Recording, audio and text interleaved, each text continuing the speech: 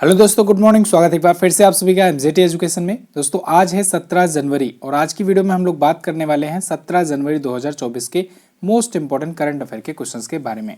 पूरी वीडियो ध्यान से देखिएगा। पूरी वीडियो बहुत ही अच्छे से डिटेल में आपको समझाई गई है। अगर वीडियो पसंद आए तो इसे लाइक और शेयर जरूर करना। चैनल पर अगर नए आए हो चैनल को सब्सक्राइब करके बेल आइकन को जरूर प्रेस करना, जिससे आने वाली वीडियो का नोटिफिकेशन आप तक पहुँच सके। और शुरू करेंगे हम लोग रिवीजन से। जैसा कि आप लोग जानते हो, हर दिन मैं कराता हूं कि एक दिन पुराने करंट अफेयर को क्विकली 1 मिनट में हम लोग रिवाइज करते हैं, जिससे आपका वो कंटेंट अच्छे से तैयार हो जाए। चलिए, तो कल हम लोगों ने पढ़ा था कि कौन सा टाइगर रिजर्व है जो भारत का पहला डार्क स्काई पार्क घोषित किया गया है। तो वो है पेंच टाइगर रिजर्व। ये भी मैंने बताया था कि ये 2 राज्यों में पड़ता है, एमपी और महाराष्ट्र में पड़ता है। तो दोनों राज्यों में ये बॉर्डर पर है एक्चुअली में। राजस्थान के बीकानेर में 3 दिवसीय अंतर्राष्ट्रीय ऊंट महोत्सव शुरू हुआ है। इसमें ऊंट से संबंधित तरह तरह की प्रतियोगिताएं भी आयोजित हुई हैं। 15 मार्च 2024 तक भारत की सेना को वापस भेजने के लिए अनुरोध किया है मालदीव ने भारत से। इसके अलावा कल हम लोगों ने पढ़ा था कि ताइवान के नए राष्ट्रपति बन गए हैं विलियम लाई चिंगते। इसके अलावा गांधी ए लाइफ इन 3 कैंपेन्स नाम की पुस्तक एमजे अकबर ने लिखी हुई है। और अभी केरल राज्य सरकार ने एंटीबायोटिक्स दवाओं के दुरुपयोग को कंट्रोल करने के लिए ऑपरेशन अमृत शुरू किया हुआ है। इसके अलावा अभी तमिलनाडु, असम और पंजाब, इन तीनों राज्यों में क्रमशः पोंगल, भोगाली बिहू और लोहड़ी मनाया गया। कल मैंने इसको पूरा डिटेल में सभी राज्यों के पर्सपेक्टिव से बताया था। Spanish super cup football tournament, इसको रियल मैड्रिड ने जीत लिया है। और 150 T20 इंटरनेशनल खेलने वाले और उसमें 100 जीत हासिल करने वाले, या कहें 100 विजेता टीम में हिस्सा रहने वाले रोहित शर्मा बन गए हैं पहले पुरुष खिलाड़ी। और 71 वर्ष की आयु में मशहूर शायर मुनव्वर राना जी का निधन हो गया है। ये टॉप 10 करंट अफेयर के क्वेश्चंस थे कल की वीडियो से, जिनका आपने किया क्विकली रिवीजन सिर्फ और सिर्फ 1 मिनट में। ऐसे ही रिवीजन आपको रोजाना कराया जाता है, तो डेली आपको फॉलो करना होगा। और इसकी पीडीएफ और क्विज भी आपको दी जाती है, एमजेटी ऐप पर आपको मिलेगी। एमजेटी ऐप आप इंस्टॉल करके रखो गूगल प्ले स्टोर से। अच्छा, टेलीग्राम पर भी भेजा जा रहा है। अगर मान लो आप ऐप यूज़र नहीं हो तो टेलीग्राम ग्रुप ज्वाइन करो, वहाँ से भी आपको डिटेल वाली पीडीएफ मिल जाया करेगी। शुरू करते हैं। पहला क्वेश्चन, राष्ट्रीय स्टार्टअप दिवस कब मनाया गया? तो नेशनल स्टार्टअप डे दोस्तों प्रत्येक वर्ष 16 जनवरी को मनाया जाता है, और इस बार भी 16 जनवरी को ही मनाया गया। इसकी शुरुआत हुई थी 2021 से। शुरुआत 2021 से हुई थी, यानी कि घोषणा पीएम मोदी जी ने 2021 में की थी, लेकिन पहली बार ये 2022 में मनाया गया। ठीक है ना, 2022 में पहली बार मनाया गया। आपको याद होगा 2021 में बहुत सारे दिवस की घोषणाएं की गई थी, जैसे राष्ट्रीय भाला फेंक दिवस हुआ, ये हुआ, ठीक है ना, ये सभी। अब इसी टाइम पर एक इनोवेशन वीक भी मनाया गया। 10 तारीख से लेकर 18 जनवरी के बीच नेशनल इनोवेशन वीक भी मनाया गया, यानी कि नवाचार सप्ताह मनाया गया। इसको भी ध्यान रखिएगा। और स्टार्टअप सप्ताह भी मनाया जाता है। ये जो था, ये सेलिब्रेटिंग 8 ईयर्स ऑफ इनोवेशन, ये करके थीम था इनोवेशन वीक का। और जो स्टार्टअप वीक था उसका थीम कुछ अलग था। उसका थीम था दोस्तों स्टार्टअप अनलॉकिंग इनफाइनाइट पोटेंशियल। ये 10 तारीख से 16 जनवरी तक राष्ट्रीय स्टार्टअप सप्ताह मनाया गया। तो इस क्वेश्चन मैंने आपको क्या चीज़ें बताई? 4 चीज़ें बताई। पहला तो राष्ट्रीय स्टार्टअप दिवस याद रखना, 16 जनवरी। दूसरा आपको याद रखना है 2021 में इसकी शुरुआत हुई या कहीं घोषणा की गई थी।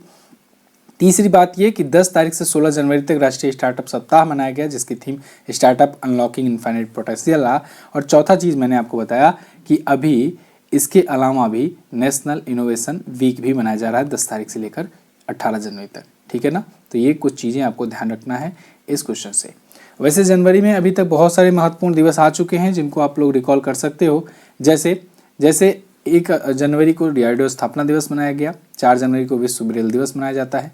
5 जनवरी को राष्ट्रीय पक्षी दिवस, और 5 जनवरी को भी विश्व युद्ध अनाथ दिवस मनाया गया। 9 जनवरी को प्रवासी भारतीय दिवस मनाया जाता है। 10 जनवरी को विश्व हिंदी दिवस मनाया जाता है। 12 जनवरी को राष्ट्रीय युवा दिवस, और 15 जनवरी को भारतीय सेना दिवस मनाया जाता है। 16 जनवरी को राष्ट्रीय स्टार्टअप दिवस। ठीक है जी, आगे। हाल ही में किस विषय के साथ स्विट्जरलैंड में विश्व आर्थिक मंच की 54वीं बैठक आयोजित की गई? तो दोस्तों स्विट्जरलैंड के दावोस में विश्व आर्थिक मंच यानी कि वर्ल्ड इकोनॉमिक फोरम की 54वीं एनुअल मीटिंग हुई है। और इसकी अभी थीम जो रखी गई है वो है रीबिल्डिंग ट्रस्ट। क्या है? Rebuilding trust.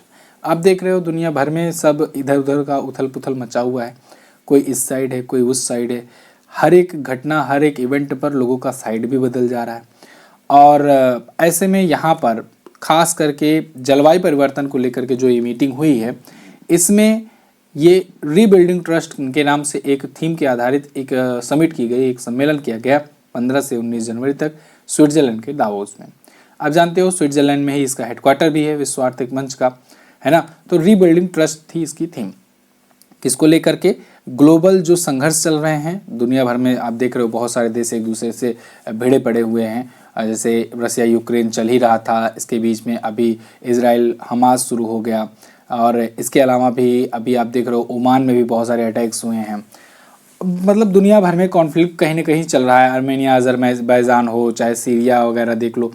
तो इस वजह में यहाँ पर वैश्विक संघर्षों को लेकर के भी बातचीत हुई, क्लाइमेट चेंजेस को लेकर के बातचीत हुई, और एक और नया एक कहें कि दुनिया के सामने चुनौती आ रही है, डीप फेक जो है आर्टिफिशियल इंटेलिजेंस की मदद से लोग बिल्कुल हूबहू लगभग बिल्कुल सच दिखने वाला फेक वीडियो बना रहे हैं। तो इसको कैसे रेगुलेट किया जाए, इस पर कैसे पाबंदियां लगाई जाए, इसका कैसे दुरुपयोग होने से बचाया जाए, इसको लेकर भी यहाँ पर बातचीत हुई है।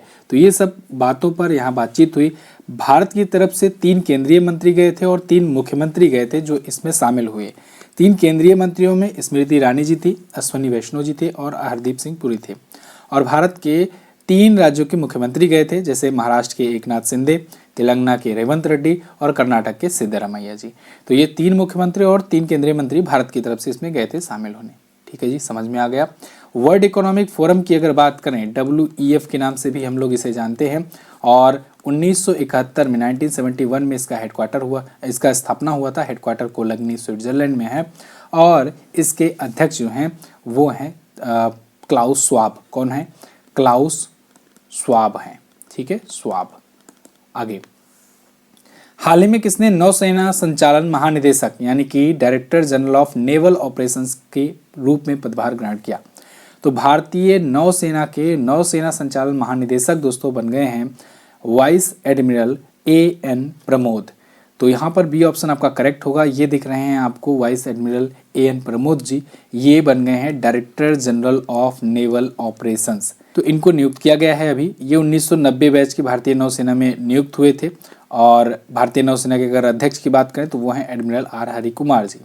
पिछले दिनों में भी बहुत सारी नियुक्तियां हुई थी, उनको भी हम लोग रिकॉल कर लेंगे फटाफट से। जैसे समीर कुमार सिन्हा जी को रक्षा मंत्रालय में अतिरिक्त सचिव और महानिदेशक नियुक्त किया गया था। अरुण नायर जी को रेलवे बोर्ड का सचिव नियुक्त किया गया। अरुणा नायर एक्चुअली में लेडी हैं, ये रेलवे बोर्ड का सचिव नियुक्त किया गया। रघुराम अय्यर को भारतीय ओलंपिक संघ का CEO नियुक्त किया गया। इंद्रमणि पांडे जी को बिम्स्टेक का नया महासचिव नियुक्त किया गया, और विकासशील को एशियाई विकास बैंक का कार्यकारी निदेशक नियुक्त किया गया है। संजीव खन्ना नालसा के कार्यकारी अध्यक्ष बने हैं। करण अडानी अडानी पोर्ट के नए MD हैं। गीतिका मेहता को निविया इंडिया का MD नियुक्त किया गया है, और अरविंद पनगड़िया मोस्ट इंपोर्टेंट नियुक्ति 16वें वित्त आयोग के अध्यक्ष बने हैं। प्रमोद अग्रवाल को बॉम्बे स्टॉक एक्सचेंज का अध्यक्ष बनाया गया है। तो ये सभी नियुक्तियां आपको भी ध्यान में रखना है। आगे, हाल ही में किस विश्वविद्यालय के वैज्ञानिकों ने निपाह वायरस के टीके का पहला मानव परीक्षण किया? तो दोस्तों अभी ऑक्सफोर्ड यूनिवर्सिटी ने निपाह वायरस आपने जरूर सुना होगा। अभी सितंबर में भी पिछले साल ये चर्चे में आया था, केरल में फैला था जब दोबारा, है ना। केरल में ये कई बार आ चुका है। इसके अलावा भी मतलब निपाह वायरस बहुत पुराना वायरस है, लेकिन अभी तक इसकी वैक्सीन खोजी नहीं गई, मतलब बनाई नहीं गई। तो इसकी पहली वैक्सीन का मानव टेस्टिंग जो है वो शुरू हो चुका है। ऑक्सफोर्ड यूनिवर्सिटी जो है ये इसको बनाई हुई है। तो निपाह वायरस के लिए, निपाह वायरस एक एशिया में फैला हुआ एक ऐसा वायरस है। पिछले 25 सालों में एशिया के बहुत सारे देशों में ये देखने को मिला है। तो इसके लिए अभी ऑक्सफोर्ड यूनिवर्सिटी ने वैक्सीन बनाई है। वैक्सीन का नाम है ChAd-O-XL निपाह बी, इसको आप जैसे भी पढ़ो। तो ये है वैक्सीन का नाम। इसको अभी टेस्टिंग के लिए, मानव टेस्टिंग के लिए, ह्यूमन टेस्टिंग के लिए शुरू किया गया है ट्रायल, जिसमें 18 से 55 वर्ष की उम्र वाले 51 ऐसे प्रतिभागियों को शामिल किया गया है। इन पर टेस्टिंग की जाएगी। इसमें कई चरण में, कोई भी वैक्सीन बनती है उसके कई चरण में टेस्टिंग होती है। पहले ये लोग चूहों पर ट्राई करते हैं, फिर बंदरों या खरगोश पर ट्राई करते हैं, फिर मानव परीक्षण पर भेजा जाता है। जो हेल्दी होते हैं उन पर देखा जाता है। मतलब कई स्टेजेस को क्रॉस करने के बाद अप्रूवल मिलता है। तो अगर निपा वायरस की बात करें तो इसकी 75% मृत्यु दर है, तो ये बहुत ही घातक बीमारी मानी जाती है। सिंगापुर, मलेशिया, बांग्लादेश, भारत जैसे कई एशियाई देशों में फैला हुआ है और मलेशिया वगैरह में तो मतलब 20-25 साल से ये फैला हुआ है। केरल में अभी पिछले साल सितंबर में भी इसका मामला देखने को मिला था। आगे बढ़ते हैं। भारत और किस देश के बीच द्विपक्षीय अभ्यास एक्स अयुत्या शुरू हुआ? एक्स अयुत्या, एक्स मतलब EX रहेगा, एक्सरसाइज अयुत्या जो है ये स्टार्ट हुआ है भारत और थाईलैंड के बीच में। जैसे भारत में ना अयोध्या है, ऐसे थाईलैंड में अयुत्या है और दोनों ही अयुत्या और अयोध्या दोनों में ही एक रिलेशन है, कल्चरल रिलेशन है। तो इसी को और अच्छे से मजबूत करने के लिए भारत और थाईलैंड के बीच में एक नेवल एक्सरसाइज शुरू किया गया है, जो कि पहला ऐसा बायलैटरल एक्सरसाइज है एक्स अयोध्या नाम से। ठीक है जी। तो एक्स अयोध्या और अयोध्या नाम के दो सिटीज को कनेक्ट करता है। क्लियर है? तो इसका मतलब होता है वैसे द इनविंसिबल वन। अयोध्या नाम जो है बहुत ही अच्छे से चुना गया है। क्या ये एक्सरसाइज होने जा रहा है? नहीं, ये हो चुका है, लेकिन नामकरण इसका भी हुआ है। 20 से 23 दिसंबर के बीच में ये हो चुका है, लेकिन इंडियन नेवी और रॉयल थाई नेवी के बीच में, लेकिन इसका नामकरण अभी किया गया है क्योंकि अभी आप देख रहे हो कि भगवान राम को लेकर के और अयोध्या राम मंदिर को लेकर के बहुत सारी डेवलपमेंट्स हो रही हैं, तो ऐसे में यहाँ पर इसको भी नाम दिया गया है। और भारत थाईलैंड और कौन से अभ्यास करते हैं? तो भारत और थाईलैंड के बीच में मैत्री भी होता है। क्या होता है? मैत्री होता है। थाईलैंड, चलो मैं आपको दिखाता हूँ मैप में कहाँ पर है। अगर आप वर्ल्ड मैप में देखोगे तो यहाँ पर ये रहा अपना प्यारा भारत। यहाँ पर जूम इन करो और देखो, यहाँ पर म्यांमार को छोड़ते हुए अगर आप आएंगे तो यही आपको मिल जाएगा पड़ोस में ही थाईलैंड। बहुत ज़्यादा दूर नहीं जाना पड़ता है, यही वजह है कि सब लोग जाते हैं घूमने फिरने वगैरह। तो थाईलैंड ये है, बैंकॉक इसकी राजधानी है। और अच्छा, मैंने आपको भी बताया था जब बिम्स्टेक के बारे में मैं बता रहा था अभी परसों जब लाइव क्लास हुई थी महामैराथन की, तो उसमें बैंकॉक डिक्लेरेशन के बारे में आपको बताया गया था कि बिम्स्टेक की स्थापना यहीं पर हुई थी। ठीक है ना, बैंकॉक डिक्लेरेशन के तहत। तो ये भी ध्यान रखिएगा। और थाईलैंड की मुद्रा बाहत होती है और ये बहुत पूछी जाती है। थाईलैंड की मुद्रा कई बार एग्जाम में पूछी गई है, तो याद रखना। अब आगे कुछ और सैन्य अभ्यास को हम लोग रिकॉल करेंगे जो अभी पिछले दिनों में हुए हैं। जैसे डेजर्ट साइक्लोन हुआ यूएई और भारत के बीच में। डेजर्ट से ही मैंने आपको कई पॉइंट्स बताए थे, जैसे डेजर्ट फ्लैग नाम से भी एक होता है। ठीक है, डेजर्ट फ्लैग भी याद रखिएगा, ये भी भारत और यूएई के बीच में ही होता है, डेजर्ट फ्लैग। और क्या होता है? जायद तलवार होता है भारत और यूएई के बीच में। ठीक है, ये 3 अभ्यास आप यूएई से याद रखना। और एक लाल सागर में अभी मल्टीनेशनल एक्सरसाइज हुआ, ऑपरेशन प्रॉस्पेरिटी गार्जियन, और इसके कारण यही रहा कि ओमान में जो हूती विद्रोही हैं उनके द्वारा बहुत सारी चीज़ें की जा रही हैं और इसको लेकर के अभी अमेरिका ने एक्शन भी लिया है। आपने देखा बहुत सारे देश मिलकर के अटैक भी किए हुए हैं उन पर। विनबैक्स हुआ भारत और वियतनाम के बीच में, हनोई में हुआ ये। सूर्य किरण भारत नेपाल में हुआ, भारत और नेपाल के बीच हुआ पिथौरागढ़ उत्तराखंड में। आस्त्रे हिंद ऑस्ट्रेलिया और हिंदुस्तान के बीच में हुआ पर्थ ऑस्ट्रेलिया में। एक्सरसाइज संप्रीति भारत और बांग्लादेश करते हैं। इसके अलावा युद्धाभ्यास भारत और अमेरिका के बीच में होता है। आसियान के 10 सदस्य देशों के बीच में हुआ। त्रिशूल जो हुआ ये भारतीय वायुसेना ने किया। और ब्राइट स्टार ये मल्टीनेशनल एक्सरसाइज था जो मिस्र के काहिरा एयरबेस पर हुआ। क्लियर है? अच्छा साथियों, आप लोग से रिक्वेस्ट ये है कि आप लोग वीडियो तो देखते हो लेकिन ना ही वीडियो को लाइक करते हो ना ही सब्सक्राइब करते हो। अगर आप वीडियो को रेगुलर वॉच कर रहे हो, अगर आपको चैनल से फ़ायदा मिल रहा है और आपने सब्सक्राइब नहीं किया है तो आप सब्सक्राइब कर दो। सब्सक्राइब करने से आपको उस पर कोई पेमेंट नहीं करना होगा, फ्री में ही है, आपको वो लाल वाली बटन दबानी है। दूसरी चीज़, लाइक अगर आप कर देते हो तो हमें मोटिवेशन मिलता है। मैं मानता हूँ आप जो है पोर्ट्रेट करके आप मोबाइल में देखते हो वीडियो, तो उसमें अलग से मतलब कि भूल जाते हो आप, लेकिन आप 1 सेकंड का टाइम निकाल करके ज़रूर वीडियो को लाइक ज़रूर कर दिया करो। इससे ना ये समझ लो कि हमारा मोटिवेशन बढ़ जाता है। चलिए, अच्छा एक और ज़रूरी बात ये आपको बतानी थी कि ये बुक जो है वो आउट ऑफ स्टॉक हो गई है। तो बहुत लोग क्या है पता है क्या कर रहे हैं कि वो 299 में या 350 में जो लोग मतलब स्टॉक करके रखे हुए थे वो लोग बेच रहे हैं।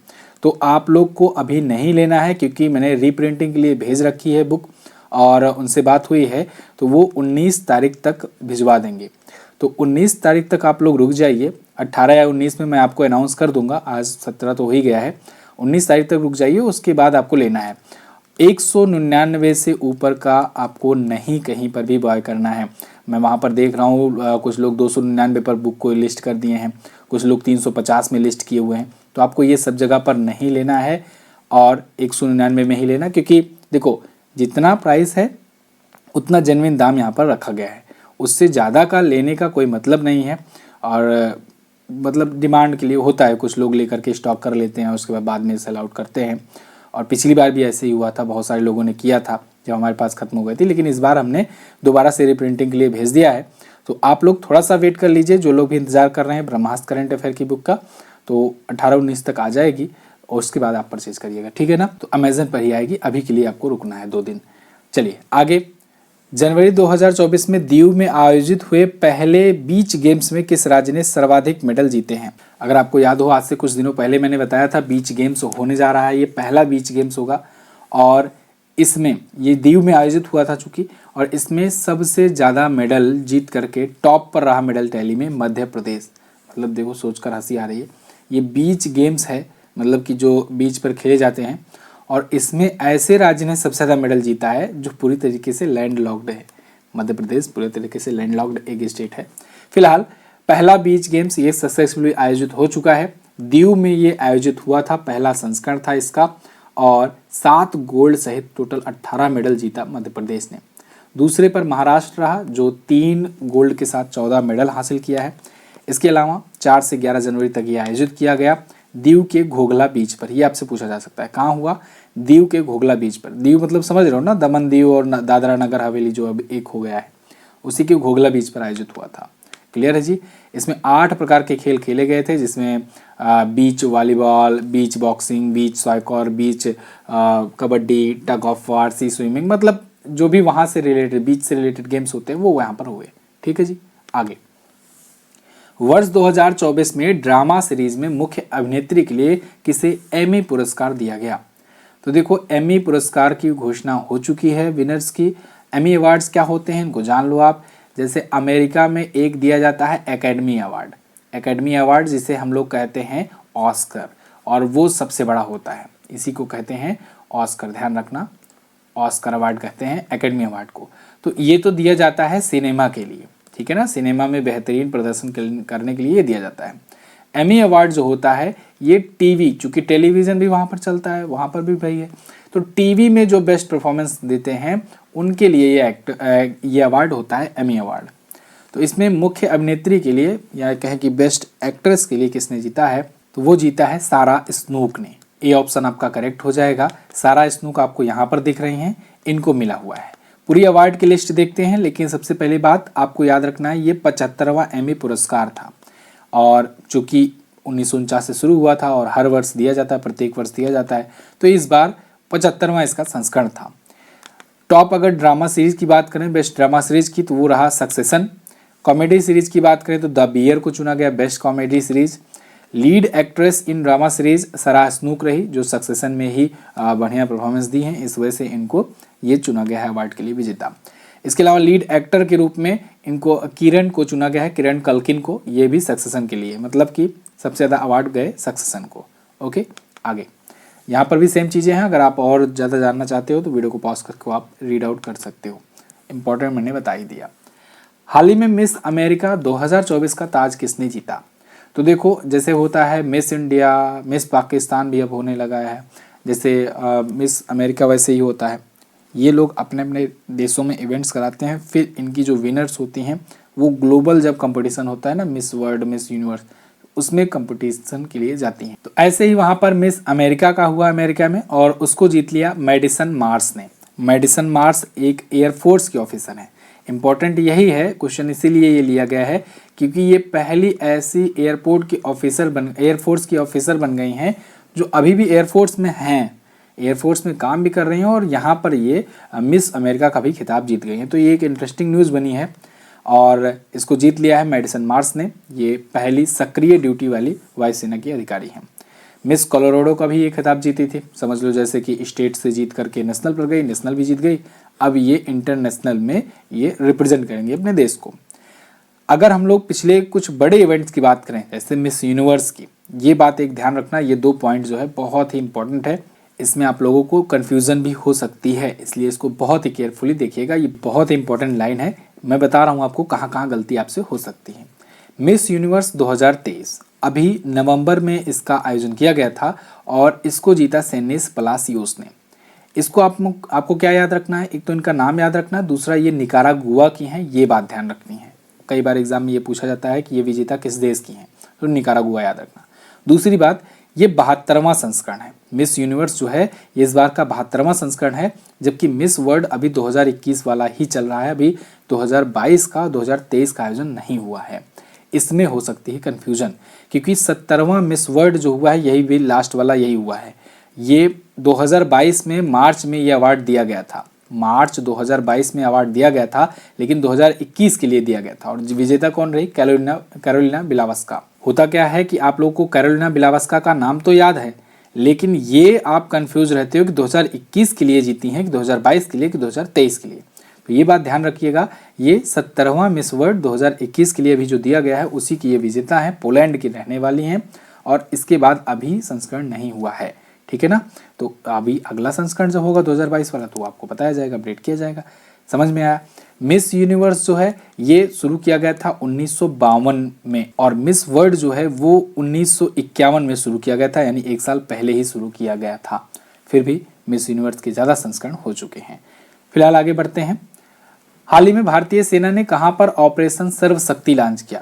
तो ऑपरेशन सर्वशक्ति इसको लॉन्च किया है भारतीय सेना ने जम्मू कश्मीर में। जम्मू कश्मीर में जो आतंकवादी, जो छिपे हुए टेररिस्ट रहते हैं, उनको फ्लश आउट करने के लिए ऑपरेशन सर्वशक्ति शुरू किया गया है। अच्छा, ये ऑपरेशन सर्वशक्ति ना 2003 में ऐसा ही एक ऑपरेशन हुआ था, ऑपरेशन सर्व विनाश।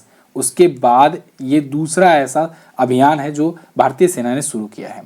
एक्चुअली में इस ऑपरेशन में क्या होगा, वैसे तो बहुत सारे ऑपरेशन चला करते हैं, ऑपरेशन ऑल आउट वगैरह बहुत सारे चल रहे हैं ऑलरेडी, लेकिन इसकी खास बात है ऑपरेशन सर्वशक्ति की। नाम से ही देखो, सर्वशक्ति मतलब अपनी पूरी शक्ति लगा दो। तो पूरी शक्ति का मतलब कैसे? जितने भी इंटेलिजेंस एजेंसीज हैं, आईबी हुआ, रा हुआ, और भी बहुत सारी उसकी सब्सिडीज एजेंसीज होती हैं जो हम लोग को नाम भी नहीं पता होता है, अलग अलग बनाई गई रहती हैं एजेंसीज, वो काम करती रहती हैं, खुफिया एजेंसी। वो सभी लोग मिल करके, सेना के साथ मिल करके जम्मू कश्मीर में जो छिपे हुए आतंकवादी हैं उनको वहाँ पर फ्लश आउट करेंगे, ठीक है। तो 2003 में ऐसे ही एक अभियान हुआ था, ऑपरेशन सर्व विनाश। उसके बाद अभी यहाँ पर एक बार फिर से हुआ है, ये है मल्टी एजेंसी, ठीक है, मल्टी एजेंसी ऑपरेशन, ऑपरेशन सर्वशक्ति। आगे, हाल ही में किस पुरस्कार से सम्मानित प्रसिद्ध शास्त्रीय गायिका प्रभा अन्ने जी का निधन हो गया? प्रभा अत्रे हैं ये, तो प्रभा अत्रे जी का निधन हो गया है। तो देखो, प्रभा अत्रे जी बहुत ही फेमस शास्त्रीय गायिका थी और इनका अभी निधन हो गया है। इनको पद्मश्री, पद्म भूषण, पद्म विभूषण, सभी भारतीय पद्म पुरस्कार जो नागरिक सम्मान में आते हैं इनसे सम्मानित किया जा चुका था। तो इनका अभी निधन हो गया है। ये हैं प्रभा अत्रे, और बहुत ही फेमस ये शास्त्रीय गायिका थी। तो ये शास्त्रीय संगीत को भारत में ही नहीं दुनिया भर में ये प्रचलित की थी। 1990 में इनको पद्मश्री मिला था, 2002 में इनको पद्म भूषण, और 2022 में इनको अभी पद्म विभूषण से सम्मानित किया गया था। ये क्वेश्चन भी मैंने आपको बताया था जब 2022 में पद्म विभूषण से इन्हें सम्मानित किया गया था, तो प्रभा अत्रे जी को। फिलहाल 92 वर्ष की आयु में इनका निधन हो गया है। ये किराना घराने से आती थी। देखो, किराना घराने की प्रमुख नर्तकियों में से एक थी। किराना घराना ये भारतीय शास्त्रीय ख्याल घराने से आता है। ये जो है ना, ये सीजीएल के लिए इम्पोर्टेंट है। मैं बार बार जब आपको बताता हूँ कि ये किस एग्ज़ाम के लिए इम्पोर्टेंट है, किस चीज़ के लिए इम्पोर्टेंट है, तो आप लोग उस पर ज़रूर फोकस किया करो, क्योंकि मैं अक्सर जब प्रीवियस ईयर के क्वेश्चंस आपको सॉल्व कराता रहता हूँ या बाकी के एग्ज़ाम्स के जो हुए रहते हैं उनको मैं जब देखता हूँ, तो उसमें मैं एक पैटर्न पाता हूँ कि कहाँ से कौन सा एग्ज़ाम वाला है जो किस प्रकार के क्वेश्चंस को ज़्यादा प्रेफर करता है। तो सीजीएल वगैरह के अगर आप प्रैक्टिस सेट सॉल्व करते ही होगे, आप लोग अगर तैयारी कर रहे होगे तो उसमें आप देखोगे कि यहाँ स्टैटिक जीके पोर्शन में ये बहुत ज़्यादा पूछा जाता है कि कौन किस घराने से संबंधित है, शास्त्रीय नृत्य कौन है, वगैरह वगैरह। तो ये ख्याल घराने में से एक है, और अब्दुल करीम खान जो हैं ये किराना घराने के संस्थापक माने गए हैं। तो दोनों ही पॉइंट आपको याद रखना है। इसी के साथ इस वीडियो के क्वेश्चंस का होता है यहीं पर एंड। ये थे टॉप 10 करंट अफेयर के क्वेश्चंस। और अगेन मैं आपसे रिक्वेस्ट करूंगा, वीडियो को अगर पसंद आई है तो लाइक ज़रूर करना, चैनल पर अगर नया हो चैनल को सब्सक्राइब जरूर करना। टेलीग्राम ग्रुप पर भेजी जा रही है पीडीएफ डिटेल वाली, तो आप उसे डाउनलोड कर सकते हो। वीकली वाली की भी मिल जाएगी, महामैराथन जो चल रही है इसकी भी आपको वहाँ पर मिल जाएगी PDF, और प्लेलिस्ट भी आप चेकआउट किया कीजिए, वहाँ पर भी आपको चीज़ें मिलेंगी बहुत सारी। कल मैंने आपसे क्वेश्चन पूछा था कि भारत के अंतिम ब्रिटिश कमांडर इन चीफ कौन थे, तो फ्रांसिस बुचर थे लास्ट वाले। उसके बाद फिर KM करियप्पा जी बने, और जिनकी याद में हम लोग मनाते हैं सेना दिवस। 9वां शीतकालीन एशियाई खेल जो है 2025 में होगा, चाइना में होगा। और आज आपको क्या बताना है, आज आपको बताना है निम्न में से कौन सा लोक नृत्य राजस्थान का लोक नृत्य नहीं है। इसके अलावा महात्मा गांधी जी ने किस वर्ष अपना अंतिम आंदोलन भारत छोड़ो आंदोलन शुरू किया था। दोनों ही क्वेश्चन है इंपॉर्टेंट, दोनों के बारे में जो भी पता हो डिटेल में जरूर आंसर करना। मैं मिलूंगा आपको अगली वीडियो के साथ। इसकी PDF और क्विज आप जो है MGT ऐप पर प्राप्त कर पाएंगे। थैंक यू सो मच, मिलेंगे अगली क्लास में, तब तक के लिए नमस्कार, जय हिंद, वंदे मातरम।